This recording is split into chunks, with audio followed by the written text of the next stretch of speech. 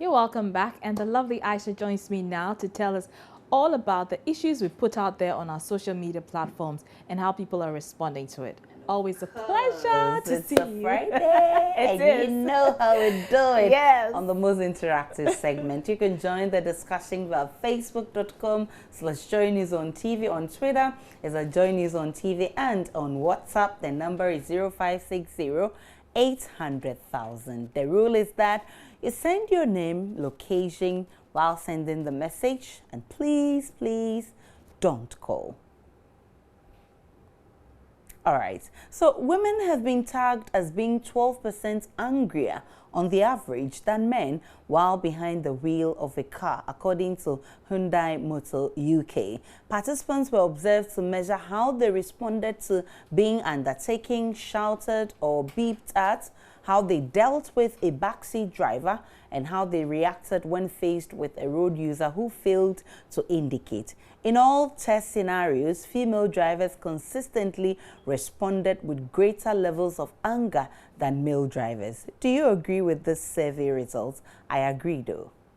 I think so, because women, I think they come along with a lot of baggages, especially early in the morning when they get on the road like that. You want to pass them, they just don't want to give you a chance. And you see sometimes when you toot the horn at them, they want to insult you. They do that a lot to me. So I think, I don't know what is about women, but they are so angry, especially when they are on the wheel.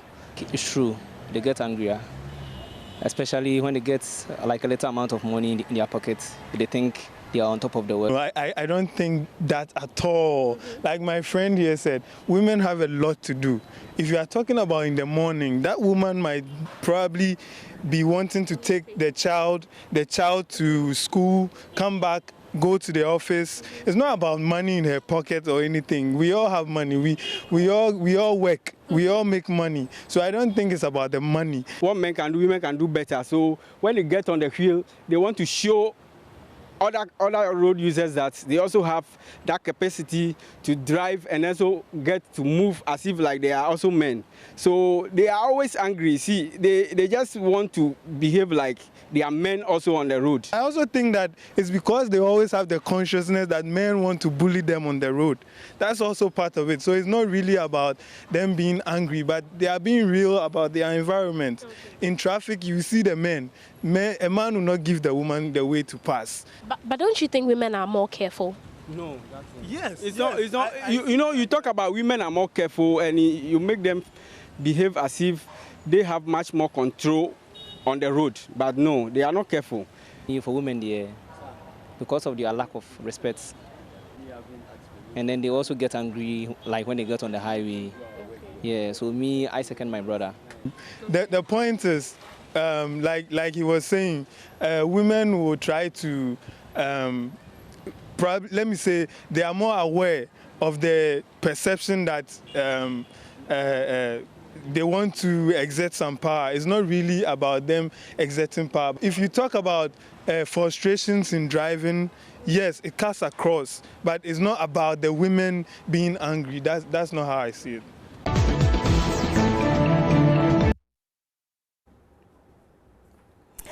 Okay, so interesting messages are coming here, but let's check what's on Facebook then. Mixed reactions to that, and obviously you would expect some mixed reactions. Some people are saying no, they don't agree with the studies. Others say it may be true. So Emmanuel Ado says this is not true for Ghana. I have on several occasions witnessed female drivers get verbally abused by some trotro drivers on our roads, even when the men were at fault. Our women don't want their problem while busily going about their business. So that's from Emmanuel Ado. Kwesi Boating Ayipa says, it might be true in the Western world, but for my country, it's the opposite. Women are very careful and very observant on the road. In Ghana, male drivers kill people more than Ebola. Most accidents on the roads are caused by men. So two people there disagreeing with the study. But Abdul Karim Najim Bansi says, the men confuse them and make them panic, always shouting at them. That's what makes them angry and feel irritated and sometimes want to quit. But with their level of confidence, they always continue till they master the roads. And Jambedu Adnan Al-Hassan says, the Westerners experience 3 times the stress we experience here in Ghana. Again, women are freaky emotional, as compared to men. I can therefore surmise that women drivers can overly be angry than men. Same cannot be said of Ghana anyway. Here, let me see. Only Vincent Saki agreed. Out of 5 or 6 people who commented on the issue, only Vincent Saki. Paul James Gideon says women are always angry with themselves because of competition. Oh. Where is this coming from? Who are we competing with? And this one says, Aisha, for once, I totally agree with this survey. I'm a living witness. Kofi from London sends that. And this one says, okay, yeah, Aisha, you look so smart today. Hashtag smart Aisha. And he says, it is true because women get so angry due to busy house chores in the morning. So they run in their mind trying to execute power. Well, it's coming from St. Japhet from Sound. Thanks for the compliment. Chef Manatonsu says the truth is that men make women angrier, and when they are angry they cannot think far like men. Oh, why? You're being too harsh on us. And Andrew says it's true, they always proud and angry. I don't think so. I think people just misbehave on the road, and sometimes you just can't stand it. But for women, they will just get angry and stay in their cars, but men will get out of their cars and fight.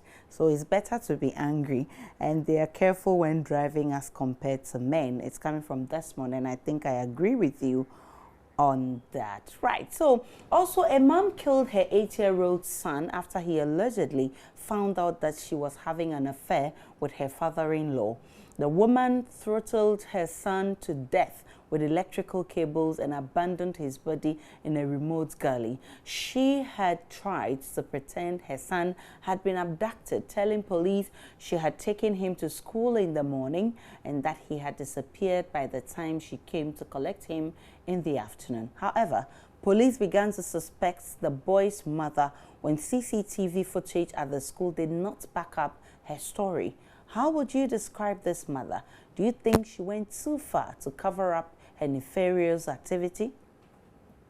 I think she went too far. Why? Because she could have talked to her son. Even in the Bible, killing someone is very bad. So I think what she did was very bad. The fact that she's sleeping with her father-in-law is also bad. But I think she going to the extent of killing someone is bad. She didn't do wrong. I don't think she went far because probably she has her own reasons of having a relationship with the father-in-law. Morally, you say it's not good, but I think she had her own reasons. But maybe killing the son is just to cover her up so that she wouldn't get exposed. Morally, it's not right, but well, you're not family. You're family through marriage, so you could also do it. I mean, depending on your reasons. Must there be a reason at all? Yes, now in our world, there's a reason for everything. It's bad, it's an abomination. He's saying it's cool. Maybe that's how he was brought up. How far would you go to cover up? By any means possible. I mean, I need to cover it. So, even if it means killing someone you love so much? No. Oh, no, when it gets there, we'll know. I can't say. But sometimes the situation just... In the lady's shoes, so he doesn't really know what to do.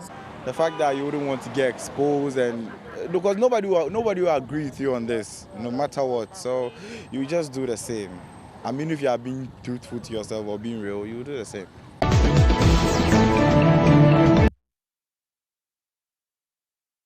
If you ask me, I'll say that the woman went extreme because, I mean, if she exposes you, yeah, I mean, it will be...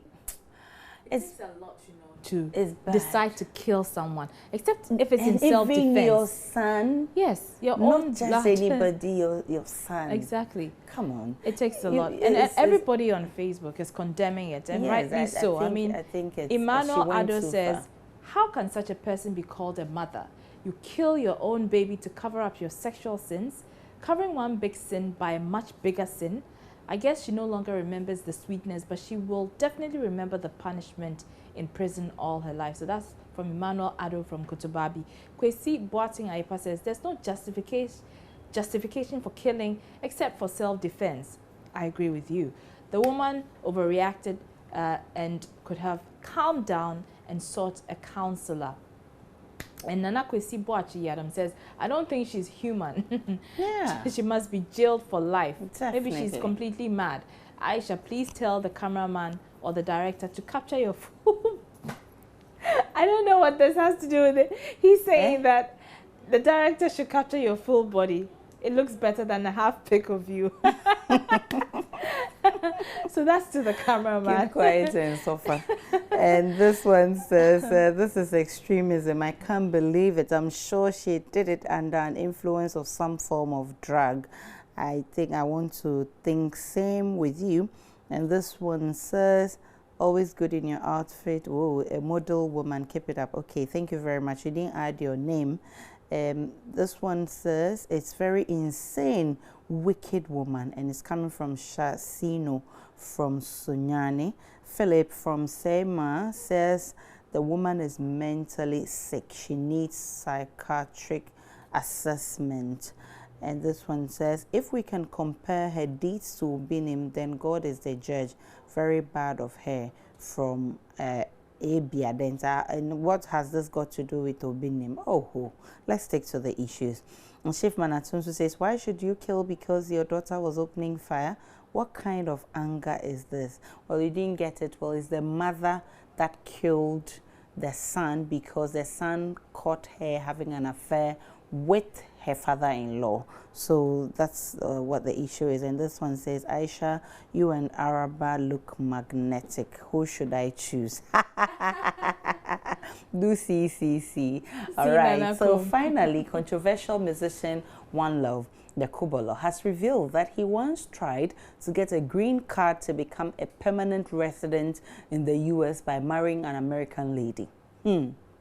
Now, he revealed that he and the lady agreed to have a marriage of convenience just for him to move to America in 2006. Question I ask, how far are you willing to go to become a citizen of another country, and why?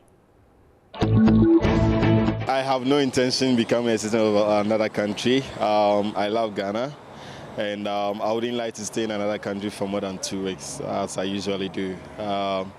Except, well, if I need dual citizenship, except the fact that I need to move in with my wife, then I may have to pay more if there need be, and follow the normal process and wait. Actually, I'm not a Ghanaian, so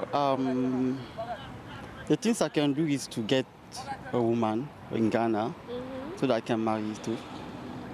I think this is a normal process. I think it's a normal process to marry someone genuinely or because you want to become a citizen of Ghana. Is to become a citizen of Ghana. That's the reason why you want to marry. Yeah. Which country are you from? Gabon. Apart from marriage, what else can you think of? Apart from marriage, nothing. Except business. Yeah, so I'm a businessman, so if I need to establish a business and I know the economy is great and I know that most of my revenue is coming from that country, why not apply for citizenship and pay more if they need be and stay in that country? Yeah. If I need to move my business from Ghana as well. Yeah. You should have something illegal to do in the country, maybe a business, and go to the normal process to be a citizen. I think you have a number of years to be in the country to become a citizen, maybe 5 years or 6 years. I don't know about Ghana. So we should do the normal process, that's all. All right, so those were some comments from the streets of Accra. Let's see what people are saying on Facebook. Well, Kwesi Boateng Ayepa says, I'll do everything legitimately within my capacity. What do I gain staying in Ghana where the salary I accrue is from hand to mouth and paying light and water bills? Though there are challenges out there, it is far, far better than Ghana. And then Jambedu Adnan Al-Hassan says, Ghana is extremely difficult to live in. Many of our countrymen die every week trying to cross the Mediterranean Sea in search of greener pastures. Personally, I won't cross the Mediterranean, but I can marry an old lady to become a U.S. citizen. Oh, Jambedu. Well, Sana Mohammed says, it's only in USA that I'll suffer to become a citizen because they care a lot about their citizenry. Felix Kofi Entry says, I will try at all costs to get a green card, even if I have to marry a very, very old lady. US they be. I don't know why everybody is eyeing the United States. And then Nana Owusu says, I'll try all possible means to become an American. Ghana is a corrupt nation. So no comment saying that, no, I'll stay in Ghana and, you know, rough it well, out. one here, St. Japheth says, hey, that is good for now. Ghana is hot. I will do that if JM Twaso again, but I would like to spend some 4 days holidays for fun. We'll marry an Indian lady and go. Indian pa. He wants to go to India. And this one says she will be exposed twice for sleeping with a oh, you're still talking about our previous issue. This one says I will choose you over. Hey, what's he saying? Aisha, you look splendid today, pa. I will choose you over. Oh, Bogolo. I beg. Stick to the issues.